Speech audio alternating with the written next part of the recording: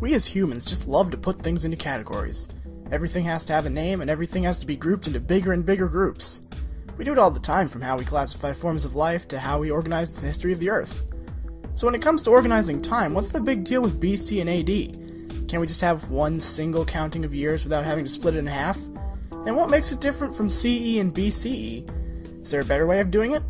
That's what we're going to find out on this episode of Stuff You've Probably Wondered. To explain things right away, BC stands for British Columbia if you live in Canada, but for the rest of the world, it stands for Before Christ, referring to the time before Jesus was born in Nazareth. This is why there's no year 0, because any time after Jesus was born becomes AD. Speaking of AD, this unit of time stands for Anno Domini, which is Latin for in the year of our Lord, not after death like some people might think it would be. The origin of the BC AD timescale, in fact, does not go all the way back to the time of Jesus, but a while after in AD 525. Side note, for whatever reason, when referring to something as being in AD, the letters go before the year, but if it's BC, they go after it. Just thought you should know. The concept of Anno Domini was created by an Italian man named Dionysius Exiguus, after being commissioned by the Pope to figure out exactly when Jesus was born. Dionysius was able to make a rough approximation by using a thing called a computus. These objects, also called Easter tables, were used to determine when Easter was on a given year. By tracing back the years of the computus and doing a lot of research out of the Bible and historical Roman sources, Dionysius confirmed that Jesus was born in the Roman year AUC 753, or over 500 years before his time.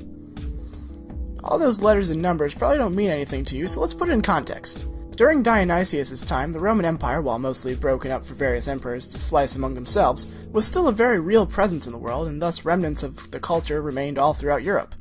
One of these remnants was the Roman calendar, with its years starting at AUC 1, or the year Rome was founded. Thus, AUC stands for Ab Urbi Condita, or the founding of the city. Of course, we have no record of when Rome was founded, and neither did the Romans. So after a ton of arguing and historians checking patriarchal record after patriarchal record, an agreement was reached and Rome was officially decided to have been founded 753 years before the birth of Jesus. When Dionysius made the determination of Jesus' birth, he noted this using the phrase, "since the incarnation of our Lord Jesus Christ."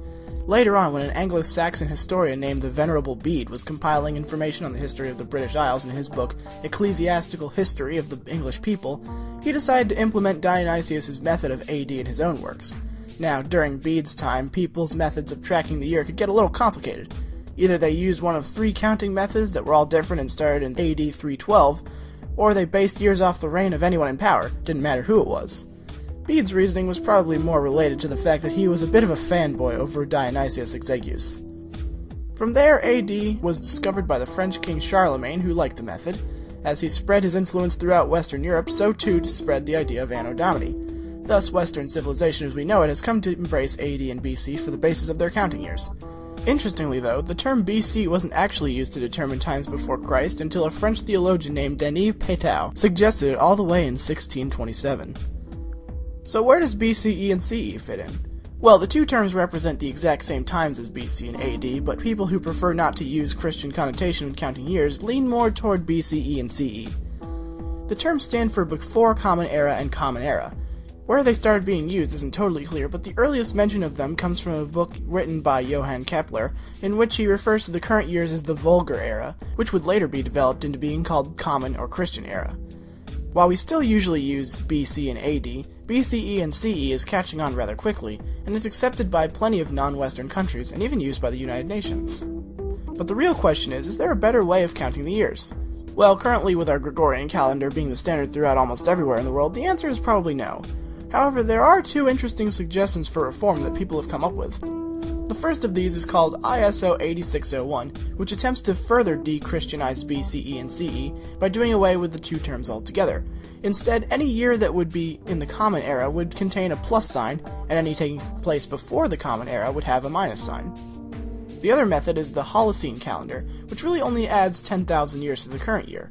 The reasoning behind this is it makes the year a more universally relevant one, for it starts around the time we think the agricultural revolution began, a time when humans as a species really separated themselves from other animals by farming for the first time. Thanks for watching, and as always, if you have any questions you want me to answer, or have an original song you'd like me to put in the background of a future video, leave it in the comments or email me at stuffyou'veprobablywondered@gmail.com. Also in the comments, share your thoughts on AD and BC. Does it still make sense to use them today? Is there a better way of counting the years? Either way, I'll see you next time on Stuff You've Probably Wondered.